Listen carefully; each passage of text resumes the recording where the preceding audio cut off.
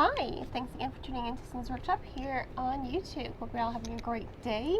Yeah, I'm sure you noticed my hair is a little, this is actually my natural hair. Didn't feel like straightening it. It's too hot. Live in Florida, it's way too hot.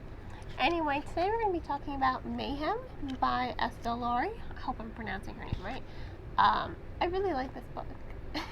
I love when I read a book and I'm so overjoyed by it, just because it just hits a lot of good spots for me. I mean, this novel is, the blurb is basically mentions The Lost Boys and The Craft. I'm a huge fan of both of those. So when I saw those, I was just like, ooh, you have me. I am sold on the premise of The Lost Boys and The Craft. And you know what's great? The Frog Bros are in this novel. Ooh, that made me so happy. Like I said, I love The Lost Boys. I've seen the first movie, God, I don't know how many times. Love it. Haven't seen any of the others. I want to. No, I haven't really heard good things about them, but I still want to see them to see where the franchise went with that. And as for The Craft, it's definitely one of my cult favorites. It is a cult classic. I do love the feminist look at it. I do love this idea of power and corruption and, witches. Come on. I love witches. So overall, I was pretty pleased with this novel. It follows Mayhem Brayburn. She and her mom are forced to move back to her childhood home in Santa Maria with her aunt, because her stepdad is abusive, although he finally crossed the line and hit Mayhem, and that was the last straw for her mother, who had no problem taking the punches, because he took care of them, supported them when they literally had nothing to their name. And I think that speaks to reality a lot, because a lot of women are in these situations. They don't really have anything to call their own, so what they do is they just roll with the punches until they're able to get out, and they take all the punches as well to protect their kids, which is what Mayhem's mother does. But it does create this sort of dark cloud on their relationship. Her mother is constantly on tranquilizers. She needs tranquilizers. She needs that medication in order to sleep. So on one hand, she is an addict. She is addicted to taking these. And I think I really like that realism that the story brought, because yes, it has a lot of magical fantasy aspects to it. Once again, you're drawing allusions from The Craft and The Lost Boys, but the Brayburns, they are witches. They've been witches and protectors of Santa Maria for centuries. So the town respects them and honors them and understands what they do on a level. I don't think they know deeply everything that they do, but they do know that they are protectors. So these are witch women, And as much as it has this fantastical aspect to it, it does have a level of realism to it as well when it's addressing, domestic abuse and domestic violence. And I really I enjoy that. I thought it was a really perfect balance. It's not so heavy on it to sort of, separate the reader from the storytelling, but it does bring in this realistic approach to it in order to give the story a nice grounded foundation, especially when you're basing a story in the real world. You can't lose the reader. It's easy to suspend belief or to reimagine the world as something else with fantasy in it, but here it's clearly our world, and yeah, there are witches in it. It's not hard to suspend belief about that. So the realism part actually adds a lot of depth to Mayhem as a character as well, because she has to contend with her stepfather's abuse, and the fact that she just kind of let it happen. You know, she has a lot of guilt for letting it happen. She always felt like an outsider, like she never really fit in this town that her and her mom moved to. But you know, that's really no excuse. She felt like an outsider. She didn't really know what she could do. She felt really stripped of her power, of her voice, and her only escape was her diary. So I have to say, it really adds a lot of depth to Mayhem's character, because she has to face this. You know, she has to face what happened, and that, you know, on some level, as she got older, she could have done something. You know, you never want to put your children in a position where they feel like, oh, they should have stepped up and protected the parent. But I know I've been in that position. It's not really a great feeling, but also I think I would have had more regret if I had stayed to the side and just let it happen. I think I would have been angrier at myself, which is what Mayhem feels. She feels a lot of anger towards herself because she felt like she had no power. But this is the story, this is the journey of it all. You know, she finds the power within herself. You know, she's a lot like Susan, right? The Craft. I always remember Nancy, because, you know, Nancy's the crazy one.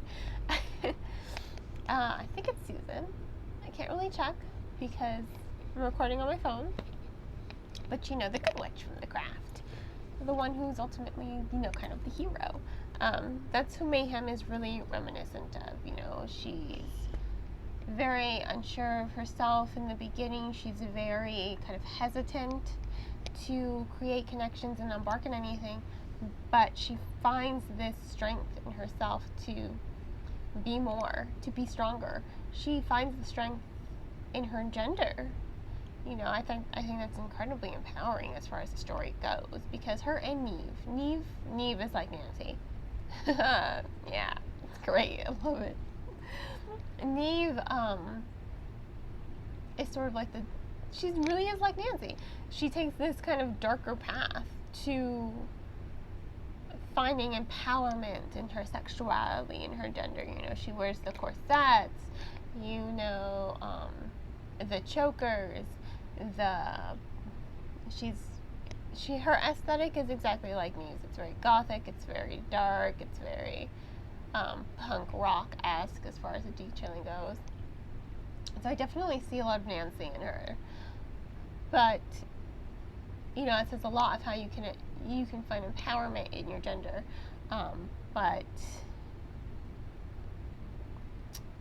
there are there are differences to how you use that power. You know, you can use it and abuse it and let it corrupt you, or you can use it for the betterment of yourself and others, and instead of letting it corrupt you, let it guide you to be something better, something stronger. And I love the parallel between these two characters, between these two girls. I absolutely loved it.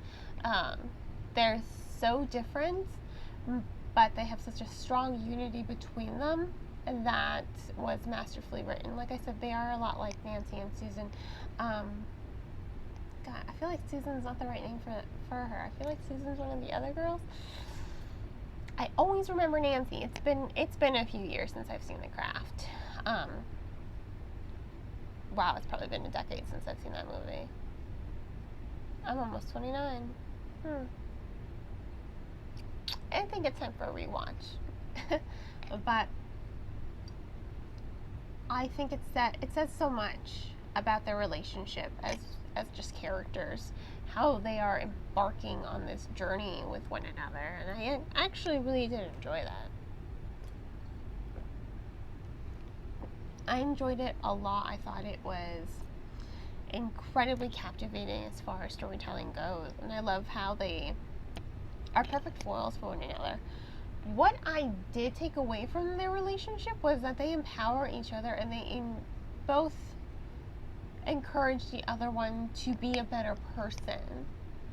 And their relationship doesn't end up like the craft. You know, these two, they find their way back to each other peacefully with a lot of love. You know, there's this feminine unity that tightens who they are, and Neve grows because of that. You can tell she's a character. She has a lot of hatred towards men.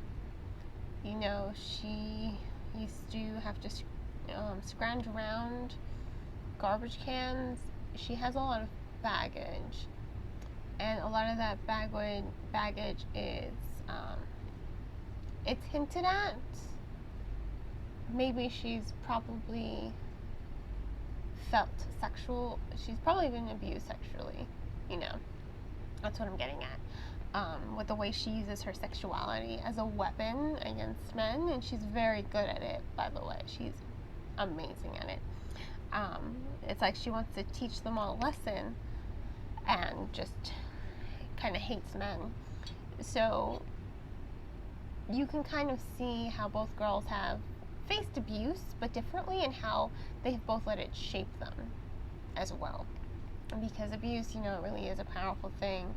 It really does leave an imprint on someone, and it's, you know, very tragic, but I think the parallel is Mayhem doesn't let herself drown in the anger and bitterness of it. She comes ahead, she comes out stronger, and not embittered.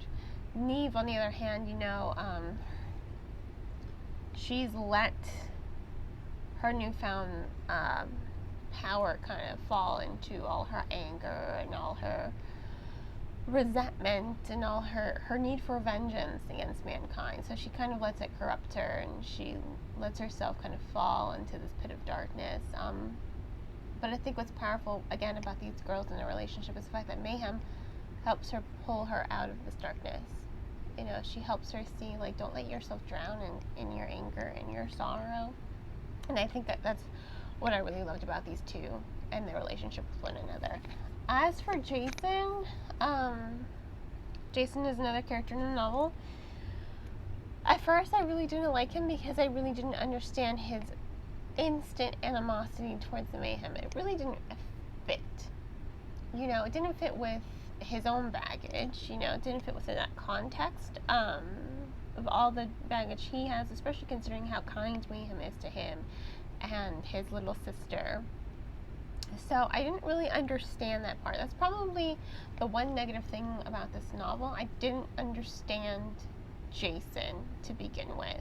He does develop, he does become kinder, nicer, more open-minded, and I do like the dynamic between him and Mayhem and how their relationship grows as well.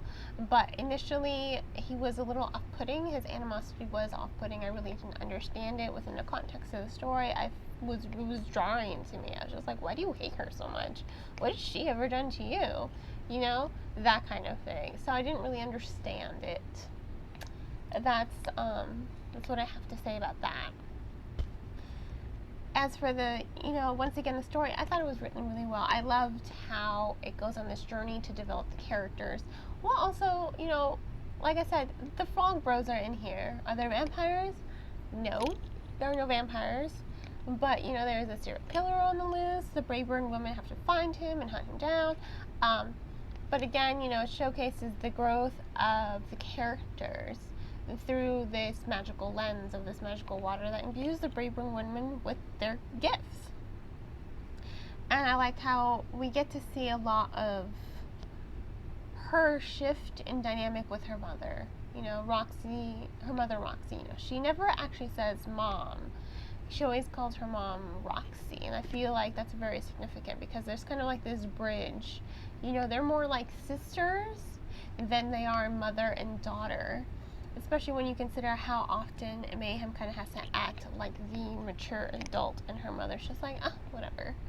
I'm just gonna go party and take my trains. You know, but her mother also has a lot of pain inside her. She lost her first husband to the water, you know. So she has a lot of her own pain that she has to contend with. She's just not dealing with it properly, you know. And that's, but they finally grow, you know. I like, once again, the relationships, the dynamics in this novel, the characterization, it's all done exceptionally well. Once again, my only feedback was I didn't understand Jason initially, you know. And even thinking back on it now, I don't understand why he hated her so much in the beginning. But, you know, he does grow as a character as well. They all grow, and I love that when all the characters, even the side characters, kind of grow and all the relationships shift and develop. And again, for the storytelling, you know, once again, it flows beautifully. I love these inserts. You know, Mayhem finds a diary. Well, not a diary. It's sort of like a compilation of notes and diary entries that her aunt has put together from all the Brayburn women, starting from the first one. So you really get to see the origin of the Brayburn women, how they came into power, why they feel this need to protect Santa Maria. You really get to see this feminist outlook given these characters. You can really get to see the development of them. And that's what I liked. You know, you have these little inserts that give some history to the Brayburn women, highlighting their importance as well as their magic and their power. And I really enjoyed that, these little inserts. I liked how Mayhem was able to connect with her ancestors and her you know, her history, which helps her find her place in this novel, because that's one of the reasons why she wasn't able to, because she just couldn't connect with this town that she grew up in versus the town she was born in. You know, she finally has a home in here with these people, and I think that's really empowering. You know, home is here where you fit, and I loved that about the story. I thought it was really thoughtful. You know, this is a really thoughtful novel. I honestly loved it. I'm so thankful that I was able to read it, and I'm so thankful that I was able to get an ARC from NetGalley to read and review this novel, and I was astounded. I was so pleased. I was impressed by the writing. I was impressed by the storytelling. I was impressed by the pacing. Oh, excuse me. Pacing and fluidity of the novel. I honestly thought this was such an engaging novel. And again, you know what? If you're a fan of The Lost Boys or The Craft, you're going to enjoy this novel. You're going to see a lot of those elements setting up the atmosphere in this story. And I love that atmospheric tone, this spooky, haunting aspect of it. I thought it was great. I thought it was so well done. I thought it was honestly a really good novel. So on that note, you know, this is Mayhem by Estelle Laure. I give this novel 4.5 stars because you know why, Jason.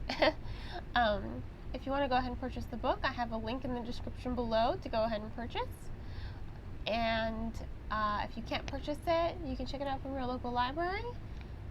Libraries are a great resource for the community, and they deserve our support, and this is just one way to support them, by checking out a book for them. And I hope you will support me by liking this video and subscribing to my channel. Hope you'll have a great rest of your day, and as always, happy reading.